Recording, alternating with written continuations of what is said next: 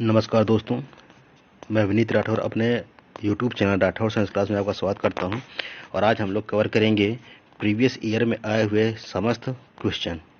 Previous year के समस्त question की हम लोग बात करेंगे, जो कि आपका फंजाई पोर्शन से होगा। और ये आपके टीजीटी पीजीटी बायोलॉजी के लिए, टीजीटी और पीजीटी बायोलॉजी के लिए क्या हो इम्पोर्टेंट होगा। और हम यहाँ पे मोस्ट इम्पोर्टेंट क्वेश्चन देखेंगे जो आपके एग्जाम में रिपीट होते हुए आए हैं। तो चलिए दोस्तों शुरू करते हैं। क्वेश्चन नंबर फर्स्ट, बेसिडियोकार्प का फलन काय है। Basidiocarp is fruiting body of. Basidiocarp किसकी फ्रूटिंग बॉडी है। तो अभी हम इसके पीछे जो हमने आपको वीडियो अपलोड किया है उसमें हमने आपको 130 क्वेश्चन वहाँ पे करवा दिए हैं दोस्तों। और आज हम आपके लिए यहाँ पे 40 क्वेश्चन और लेके आए हैं और ये इंपॉर्टेंट आपके लिए होने वाले हैं। तो दोस्तों चलिए देखते हैं इसका आंसर क्या होगा। तो पहले का आंसर क्या हो जाएगा, बेसिडियोकार्प किस में होता है। तो आपका राइट आंसर क्या हो जाएगा, एगेरिकस। एगेरिकस क्या होता है, ये मशरूम होता है। और ये किस फैमिली से बिलोंग करता है, ये होता है बेसिडियोमाइसीटीज से। इसी बेसिडियोकार्प की वजह से इस फैमिली का नाम बेसिडियोमाइसीटीज पड़ा है। क्वेश्चन नंबर 2 की बात करेंगे हम लोग। क्रूसीफर्स में श्वेत रस्ट उत्पन्न करता है। क्रूसीफेरी फैमिली अर्थात सरसों की फैमिली। तो white rust of the crucifer is caused by Pythium, Ustilago, Puccinia and अल्बुगो।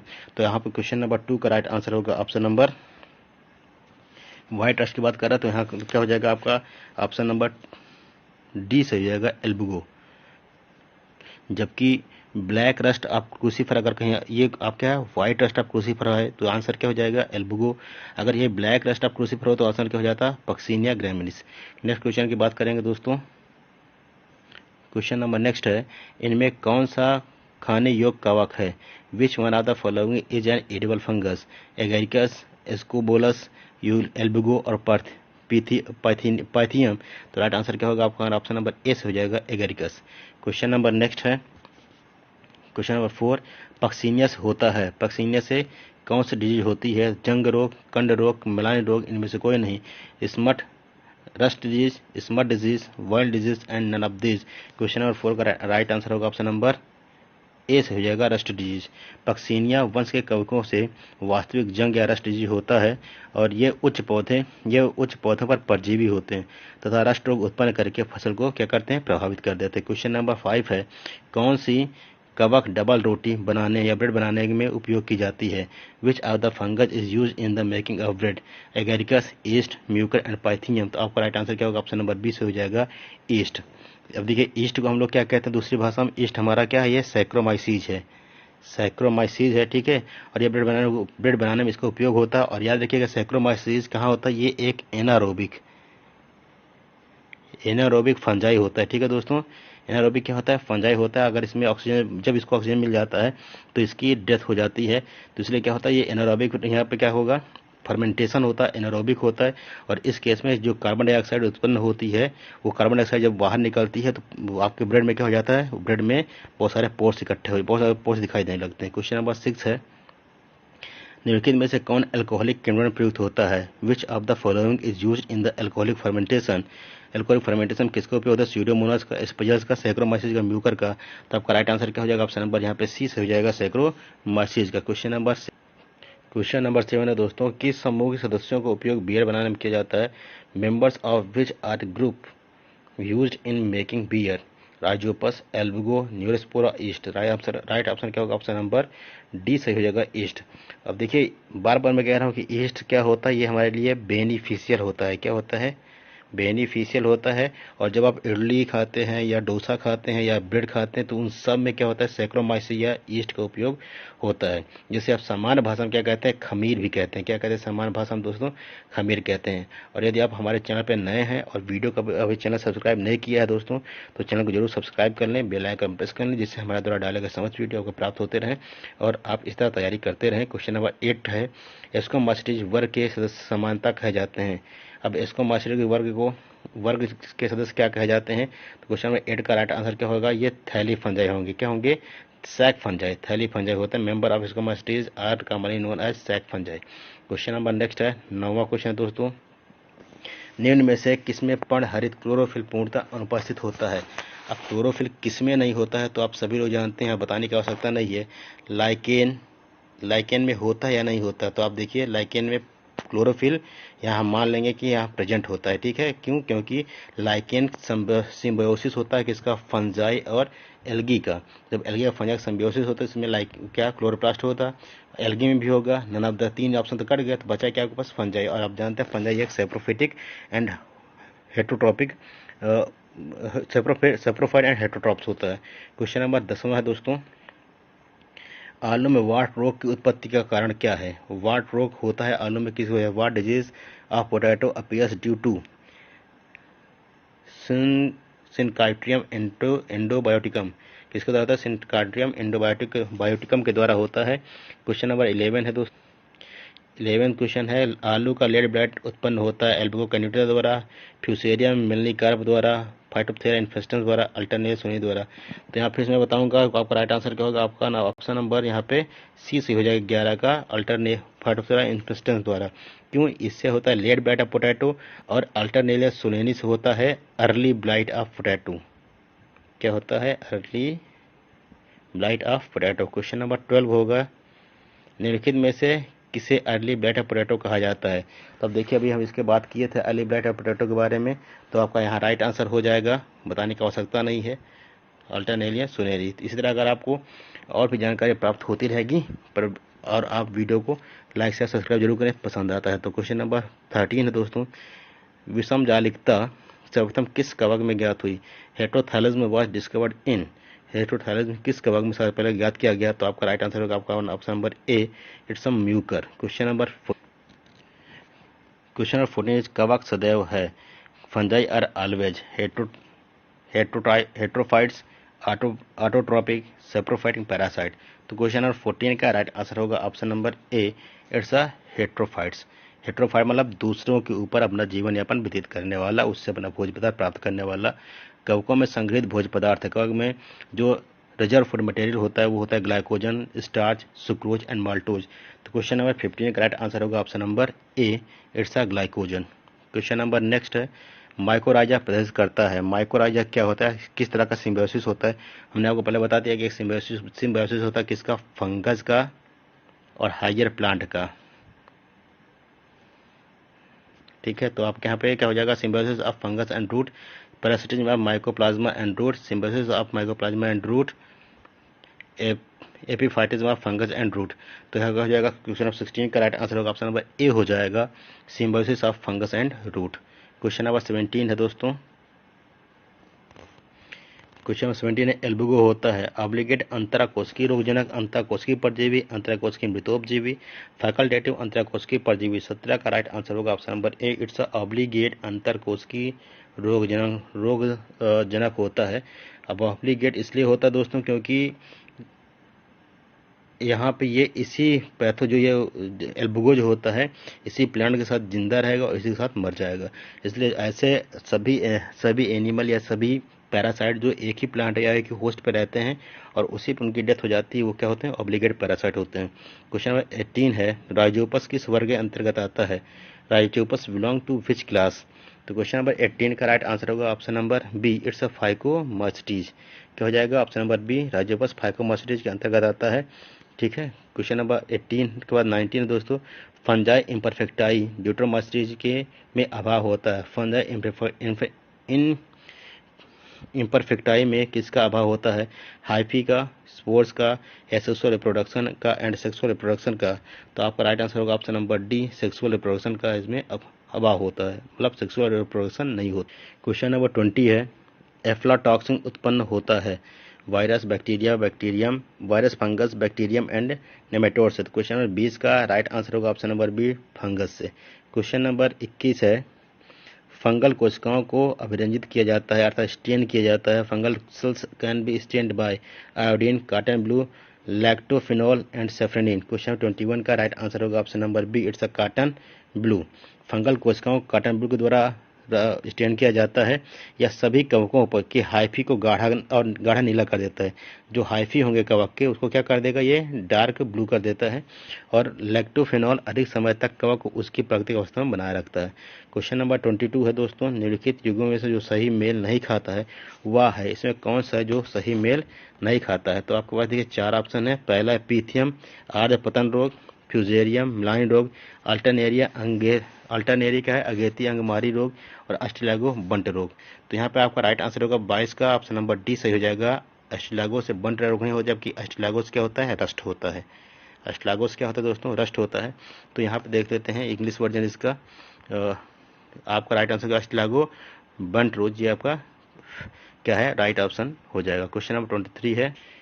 Question number 23 that which of the following pairs are correctly matched, angular leaf spot of cotton, Xanthomonas malvacearum, wilt of cotton, Fusarium oxysporum, leaf spot of cotton, Alternaria इल्नी, red rot of sugar cane, Colletotrichum falcatum. तो आपके पास चार, select the correct answer using the codes given below. तो आपका यहाँ सही answer क्या हो जाएगा दोस्तों, 23 का राइट आंसर होगा ऑप्शन नंबर सी से हो जाएगा, ए बी एंड डी। सी जो होता है ये आपका नहीं होगा, है ना। लीफ स्पॉट ऑफ कॉटन, जबकि अल्टरनेरिया से कौन सा रोग होता है, अल्टरनेरिया से होता है दोस्तों अर्ली ब्लाइट ऑफ पोटैटो, ठीक है। क्वेश्चन नंबर नेक्स्ट है 25, तो सॉरी क्वेश्चन नंबर 24 होगा। मूंगफली में टिक्का रोग का कारक है, मूंगफली में टिक्का रोग किसके कारण होता है। तो आपके पास चार ऑप्शन है, पहला फ्यूजेरियम, कोलेट्राइकम, अल्टरनेरिया और सर्कोस्पोरा। तो राइट आंसर क्या हो जाएगा, 24 का right answer option number D हो जाएगा, सर्कोस्पोरा एराकिडोला के द्वारा और सर्कोस्पोरा पर्सनोटा के द्वारा यह रोग उत्पन्न होता है। क्वेश्चन नंबर 25 है। मशरूम का वह भाग जो जमीन के ऊपर दिखाई देता है वह है जाइगोस्पोर, बेसिडियोकार्प, एस्कोस्पोर और एस्कोगोनियम। क्वेश्चन नंबर 25 का राइट आंसर होगा option number B, it's a basidiocarp. Question number 26 है। Which one of the following fungi has been founded useful in the biological control of plant disease. पादप रोगों के जैविक नियंत्रण में कौन सा एक कवक उपयोगी पाया जाता है, Penicillium notatum, Phytophthora parasitica, Trichoderma viride, Mucor mucedo. Question number 26 का राइट आंसर होगा option number C, Trichoderma viride. Trichoderma viride मृदा में पाया जाने वाला एक कवक है। इसका उपयोग दूसरे कवकों द्वारा होने वाले पादप रोगों के को जैविक या बायोलॉजिकल कंट्रोल करता है दोस्तों। क्वेश्चन नंबर 27 है। निम्न में से कौन सी स्पर्जिलस की पूर्ण अवस्था है, स्पर्जिलस की कंप्लीट स्टेज या परफेक्ट स्टेज स्पर्जिलस की कौन सी है, Emericella, Peziza, Ascobolus and Morchella. Question number 27 का राइट आंसर होगा option number A, it's a Emericella. Question number next है। स्पर्जिलस की पूर्ण अवस्था का नाम एमरिसेला ही है, इसलिए यहाँ पे स्पर्जिलस नामक रोग उत्पन्न करता है। कौन सा स्पर्जिलस रोग उत्पन्न करता है, एमरिसेला। क्वेश्चन 28 है। निम्न में कौन सा जलीय कवक है, which of the following is an aquatic fungus, sporangia, Saprolegnia, Rhizopus, Penicillium, Morchella. Question 28 का राइट आंसर होगा option number A, Saprolegnia. Question number 29 दोस्तों। क्लैंप कनेक्शन सर्वप्रथम किस वैज्ञानिक द्वारा खोजा गया था, क्लैंप कनेक्शन को सर्वप्रथम किस वैज्ञानिक ने खोजा, ब्लैकलेस्ली ने, स्पैरो ने, सैक्राडो ने, हाफमैन ने।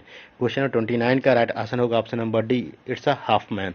क्वेश्चन नंबर 30 है। निम्नलिखित में से किसमें क्लैंप कनेक्शन पाया जाता है, in which of the following clamp connection is found, Deuteromycetes, Phycomycetes, Ascomycetes and बेसिडियोमास्टिज।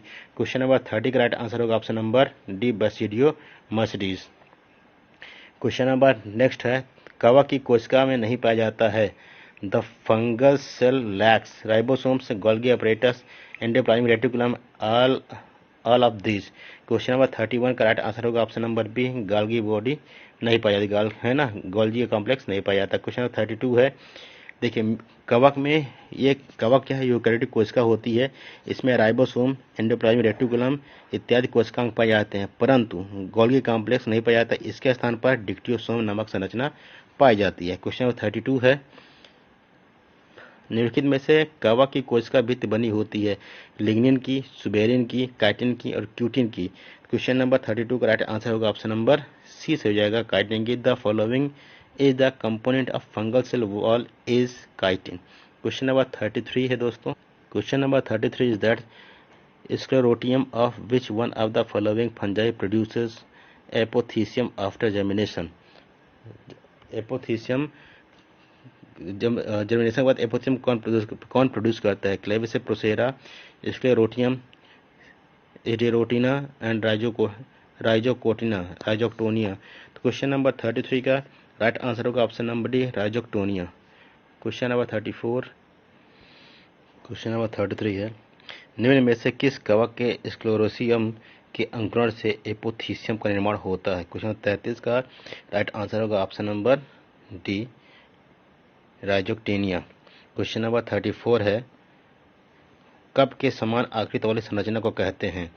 Cup के समान जो आकृति होती है उसे हम लोग क्या कहते हैं? Cup shaped floating body ascocarp is called cleistothecium, apothecium, perithecium, pseudothecium. Question number 34 का राइट आंसर होगा ऑप्शन नंबर बी, एपोथीसियम। देखिए एपोथीसियम कप के आकार का होता है, ये होता है कप के आकार का, जबकि पेरीथीसियम जो होता है ये होता है फ्लास्क के आकार का। किसके आकार का? फ्लास्क के आकार का। और क्लिस्टोथीसियम ये होता है राउंडेड या गोलाकार होता है। क्या होता है दोस्तों? गोलाकार। क्वेश्चन नंबर 35 है, कोनिडिया द्वारा अलैंगिक जनन पाया जाता है। Asexual reproduction by conidia occurs in. आपका राइट आंसर होगा option number C, penicillium. Penicillium में जो अलैंगिक जनन होता है वो होता है नॉन मोटाइल स्पोर्स के द्वारा, और नॉन मोटाइल स्पोर्स को हम लोग क्या कहते हैं? कोनिडिया कहते हैं। इनका निर्माण विशेष लंबी उद्रग एवं पट्युत शाखाओं की तरह होती है। क्वेश्चन नंबर 36 है दोस्तों, क्वेश्चन नंबर 36 है, म्यूरिफॉर्म कोनिडिया पाए जाते हैं। Muriform conidia are found in Alternaria, Rhizopus, Agaricus and Aspergillus. Question number 36 का राइट आंसर होगा option number A, Alternaria. Question number 37 है, लैंगिक जनन अनुपस्थित होता है। 37 लैंगिक जनन अनुपस्थित होता है। Sexual reproduction is absent in. किसमें सेक्सुअल रिप्रोडक्शन नहीं होता है? Ascomycetes, Basidiomycetes, Deuteromycetes and all fungi. Question number 37 का राइट आंसर होगा option number C, Deuteromycetes. Deuteromycetes में केवल क्या होता है? एसेक्सुअल रिप्रोडक्शन होता है। क्या होता है? एसेक्सुअल रिप्रोडक्शन होता है, जबकि सेक्सुअल रिप्रोडक्शन नहीं होता है। क्वेश्चन नंबर 38 है, सर्वप्रथम पेनिसिलिन को पृथक किया गया। पेनिसिलिन को पृथक किया गया किसके द्वारा? लीवेनहॉक के द्वारा, वॉक्समैन के द्वारा, अलेक्जेंडर फ्लेमिंग के द्वारा और रॉबर्ट ब्राउन के द्वारा। क्वेश्चन नंबर 38 का राइट आंसर होगा option number C, Alexander Fleming द्वारा। क्वेश्चन नंबर 39 है, पेनिसिलिन इनमें से किसके द्वारा प्राप्त होती है? पेनिसिलिन किसके द्वारा मिलती है दोस्तों? तो आपका राइट आंसर क्या हो जाएगा? ऑप्शन नंबर सी हो जाएगा, फंगस के द्वारा, फंगस से प्राप्त होती है। क्वेश्चन नंबर 40 है और आज का लास्ट क्वेश्चन है, 40वां क्वेश्चन, और ये 40वां क्वेश्चन के बाद हम आपको नए टॉपिक एंजियोस्पर्म ले चलेंगे। और एंजियोस्पर्म थोड़ा लंबा चैप्टर है, इसलिए उसके 2 या 3 वीडियो आपको प्राप्त हो जाएंगे।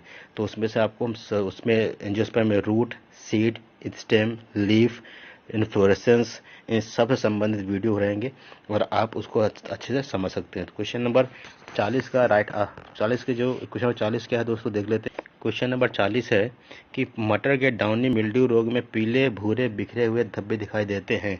इन downy mildew of pea yellow और yellow to brown scattered patches of discoloured area appears on pods, flowers, both the surface of the leaflets and stipules, upper surface of the leaflet and stipules। Question number 40 का right answer होगा option number D, upper surface of leaflets and stipule. देखिए जो P की बात कर रहा है, जैसे ये मान लीजिए ये पत्ती हो जाएगी, तो पत्ती की क्या हो जाएगा दोस्तों? पत्ती कुछ ऐसी होगी इसकी, और इस पत्ती पे क्या होगी? इसके अपर सरफेस जो हमें पैचेस दिखाई देंगे, या इसकी जो टेंड्रिल्स होते हैं या जो स्टाइप्यूल्स होते हैं जो आगे चल के इस तरह हो जाता है, उसमें जो सरफेस दिखाई देंगे वो क्या होगा? वो upper surface of the leaflet and stipules होगा। तो क्वेश्चन नंबर 40 का राइट आंसर डी हो जाएगा। और इसी के साथ दोस्तों हम यहाँ पे आके फंजाई से संबंधित सभी क्वेश्चन कंप्लीट करते हैं। आपके 70 क्वेश्चन कंप्लीट हो जाते हैं। वीडियो अच्छा लगे तो लाइक शेयर सब्सक्राइब जरूर करें।